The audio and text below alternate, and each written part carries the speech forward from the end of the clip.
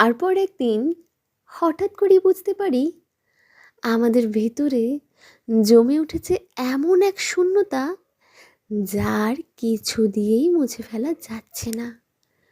সবার মাঝে একগাল হাসি হেসে মজা আনন্দ ঠাট্টা ইয়ার্কি হই হুল্লোড় করা মানুষগুলোকে একটু একলা পেলেই সে শূন্যতা ঝপ করে গিলে ফেলছে। সাময়িকভাবে দেখে সব ঠিক আছে মনে হলেও আদতে তা হচ্ছে না। কেউ দেখতে পাচ্ছে না, তবু একটু একটু করে বিষণ্ণতার ঘন কালো মেঘে ঢেকে যাচ্ছে আমাদের ভালো থাকার চেষ্টাগুলো। কোথাও মন বসছে না।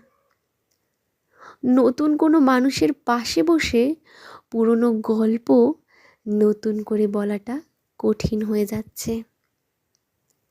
আমরা সরে আসছি, আমরা উঠে আসছি, আমরা হার মেনে নিচ্ছি সেই শূন্যতার কাছে, যে শূন্যতা আমাদের বারংবার উপহার দেয়া হয়েছে অনেকটা ভালোবেসে ফেলার বদলে।